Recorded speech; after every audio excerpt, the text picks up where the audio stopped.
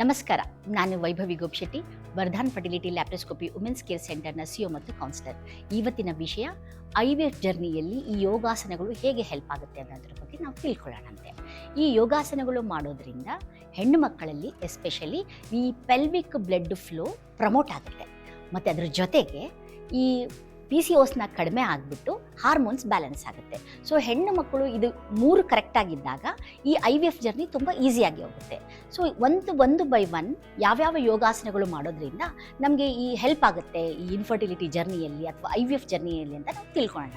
ಮೊದಲನೇ ಯೋಗಾಸನ ಬದ್ಧ ಕೋನಾಸನ ಅಥವಾ ನಾವು ಬಟರ್ಫ್ಲೈ ಎಕ್ಸಸೈಸ್ ಅಂತ ಹೇಳ್ತೀವಿ. ಇದರಲ್ಲಿ ಗರ್ಭಾಶಯ ಮತ್ತು ಅಂಡಾಶಯಕ್ಕಾಗಿರ್ಬೋದು ರಕ್ತದ ಪರಿಚಲನೆ ತುಂಬ ಚೆನ್ನಾಗಾಗುತ್ತೆ. ನೆಕ್ಸ್ಟು ಪಶ್ಚಿಮೋತ್ತಾಸನ ಅಂತ ಹೇಳ್ತೀವಿ. ಇದರಿಂದ ಏನಾಗುತ್ತೆ ಅಂದರೆ ಹಾರ್ಮೋನ್ಸ್ ಬ್ಯಾಲೆನ್ಸ್ ಚೆನ್ನಾಗಾಗ್ಬಿಟ್ಟು ಇದು ಒಂಥರ ಮನಸ್ಸಿಗೆ ನೆಮ್ಮದಿಯನ್ನು ಕೊಡುತ್ತೆ. ಇದು ಪಶ್ಚಿಮೋತ್ತಾಸನ.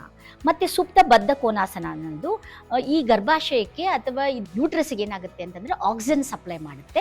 ನೆಕ್ಸ್ಟು ಸೇತುಬಂಧಾಸನ ಅಂತಂದರೆ ಬ್ರಿಡ್ಜ್ ಅಂತ ನಾವು ಪೋಸ್ನ ಹೇಳ್ತೀವಿ. ಇದು ಅಂಡಾಶಯವನ್ನು ಪ್ರಮೋಟ್ ಮಾಡುತ್ತೆ, ಇದು ಸಕ್ರಿಯಗೊಳಿಸುತ್ತೆ, ಅಲ್ಲಿ ರಕ್ತದ ಪರಿಚಲನೆ ತುಂಬ ಚೆನ್ನಾಗಾಗುತ್ತೆ ಅಂತ ನಾವು ಹೇಳ್ಬೋದು.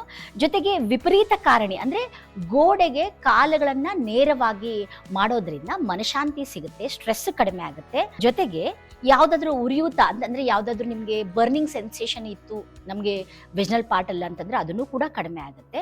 ವಾಲ್ಗೆ ಲೆಗ್ಗಳನ್ನು ಉದ್ದ ಮಾಡೋದ್ರಿಂದ ಭಾಳಷ್ಟು ರಿಲ್ಯಾಕ್ಸೇಷನ್ ಸಿಗುತ್ತೆ ಅಂತ ನಾವು ಹೇಳ್ಬೋದು. ಜೊತೆಗೆ ಭುಜಂಗಾಸನದಲ್ಲಿ ಏನಾಗುತ್ತೆ ಅಂತಂದರೆ ಈ ಅಂಡಾಶಯಗಳಿಗೆ ಸ್ಟಿಮ್ಯುಲೇಷನ್ ಆಗುತ್ತೆ. ಸ್ಟಿಮ್ಯುಲೇಷನ್ ಆಗೋದ್ರಿಂದ ಈ ಮೊಟ್ಟೆಗಳ ಉತ್ಪತ್ತಿ ಚೆನ್ನಾಗಾಗುತ್ತೆ. ಈ ಎಲ್ಲ ಆಸನಗಳು ಎಲ್ಲ ಹೆಣ್ಮಕ್ಳು ಮಾಡಲೇಬೇಕು. ಇದು ಎಷ್ಟೊತ್ತು ಮಾಡಬೇಕು ಅಂದರೆ ದಿನಾಲು 15ರಿಂದ 20 ನಿಮಿಷ ಮಾಡಬೇಕು. ಇದನ್ನು ಮಾಡಬೇಕಾದ್ರೆ ನಾವು ಯಾವ ರೀತಿ ಮಾಡ್ತಾ ಇದ್ದೀವಿ, ಪೋಸ್ ಹೇಗಿದೆ, ಕಾಲು ಹೇಗಿದೆ, ಕೈ ಹೇಗಿದೆ, ಅದನ್ನು ಪೋಸು ಮಾಡಬೇಕಾದ್ರೆ ನಾವು ಆ ಸ್ಟ್ರೆಚಿಂಗ್ನ ಯಾವ ಥರ ನಾವು ಫೀಲ್ ಮಾಡ್ತಾ ಇದ್ದೀವಿ ಅನ್ನೋದು ನಾವು ಅದನ್ನು ಗಮನಿಸಬೇಕಾಗುತ್ತೆ.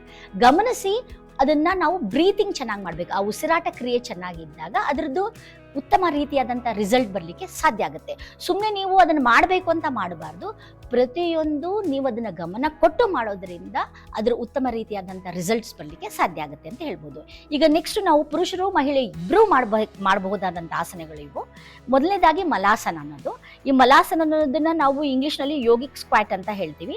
ಇದು ಶುಕ್ರ ಅಂತಂದರೆ ಇದನ್ನು ನಾವು ಸ್ಪರ್ಮ್ದು ಪ್ರಕ್ರಿಯೆ ಆಗಲಿಕ್ಕೆ ಒಳ್ಳೆ ಕ್ವಾಲಿಟಿ ಸ್ಪರ್ಮು ಅಥವಾ ಮೊಟಿಲಿಟಿ ಕೌಂಟ್ ಬರಲಿಕ್ಕೆ ಹೆಲ್ಪ್ ಆಗುತ್ತೆ ಈ ಮಲಾಸನದಿಂದ. ಪಶ್ಚಿಮೋತ್ತಾಸನದಿಂದ ಇದು ಗಂಡ್ಮಕ್ಳಿಗೆ ಯೂಶ್ವಲಿ ಒತ್ತಡ ಕಡಿಮೆ ಆಗಿಬಿಟ್ಟು ಒಳ್ಳೆ ರೀತಿಯಾದಂಥ ಸ್ಪರ್ಮ್ ಸಿಗಲಿಕ್ಕೆ ಸಾಧ್ಯ ಆಗುತ್ತೆ. ಸರ್ವಾಂಗಾಸನ ಅನ್ನೋದು ಹಾರ್ಮೋನ್ಸ್ ರಿಲೀಸ್ ಮಾಡುತ್ತೆ. ಸರ್ವಾಂಗಾಸನ ಹೆಣ್ಣು ಮಕ್ಕಳಿಗೂ ಗಂಡು ಮಕ್ಕಳಿಗೂ ಇಬ್ಬರಿಗೂ ಕೂಡ ತುಂಬ ಉತ್ತಮ. ಈ ಬಾಲಾಸನ ಅನ್ನೋದು ಇದನ್ನು ನಾವು ಶಿಶಂಕಾಸನ ಅಂತ ಕೂಡ ಹೇಳ್ತೀವಿ. ಇದು ಹೆಣ್ಮಕ್ಳಿಗೂ ಗಂಡು ಮಕ್ಕಳಿಗೂ ಒಂದು ರೀತಿಯಾದಂಥ ಮನಃಶಾಂತಿ, ರಿಲ್ಯಾಕ್ಸೇಷನ್ ಸಿಗುತ್ತೆ. ಹೆಡ್ಡೇಕ್ ಇದ್ದರೆ ಹೆಡ್ಡೇಕ್ ಕೂಡ ಹೋಗುತ್ತೆ. ಧನುರಾಸನ ಈ ಪುರುಷರ ಸಂತಾನೋತ್ಪತ್ತಿದ ಅಂಗಗಳೇನಿರ್ತಾವ ಅದನ್ನು ನಾವು ಸ್ಟಿಮ್ಯುಲೇಟ್ ಮಾಡುತ್ತೆ. ಸೊ ಗಂಡು ಮಕ್ಕಳು ಇದನ್ನು ಧನುರಾಸನ ಯಾವಾಗಲೂ ಮಾಡ್ತಾನೆ ಇರಬೇಕು. ವಜ್ರಾಸನ ಮಾಡೋದ್ರಿಂದ ಜೀರ್ಣಕ್ರಿಯೆ ತುಂಬ ಚೆನ್ನಾಗಿ ಆಗುತ್ತೆ. ಗಂಡು ಹೆಣ್ಣು ಮಕ್ಕಳು ಇಬ್ಬರೂ ಸೇರಿ ಈ ಕಪಾಲಭಾತಿ ಆಗಿರ್ಬೋದು, ಅನುಲೋಮ ವಿಲೋಮ ಮಾಡೋದ್ರಿಂದ ಉಸಿರಾಟ ಕ್ರಿಯೆಯಲ್ಲಿ ತುಂಬ ಉತ್ತಮವಾದಂತಹ ನೀವು ರಿಸಲ್ಟನ್ನು ನೀವು ಕಾಣಬಹುದಾಗಿದೆ. ದಿನಾಲು ಒಂದು 15ರಿಂದ 20 ನಿಮಿಷ ಆಸನಗಳನ್ನು ಮತ್ತು 10 ನಿಮಿಷನ ಈ ಉಸಿರಾಟ ಕ್ರಿಯೆದ ಆಸನಗಳನ್ನು ಜೊತೆಗೆ ಒಂದು 5ರಿಂದ 10 ನಿಮಿಷ ನೀವು ಧ್ಯಾನವನ್ನು ಮಾಡೋದ್ರಿಂದ ಮನಃಶಾಂತಿ ತುಂಬ ಚೆನ್ನಾಗಿರುತ್ತೆ. ಮತ್ತು ಹೆಣ್ಣು ಮಕ್ಕಳ ಗರ್ಭಕೋಶ ಹೂವಿನಂತೆ ಹರಳಿ ಒಳ್ಳೆಯ ಸಕ್ಸಸ್ ರೇಟ್ ಬರುತ್ತೆ.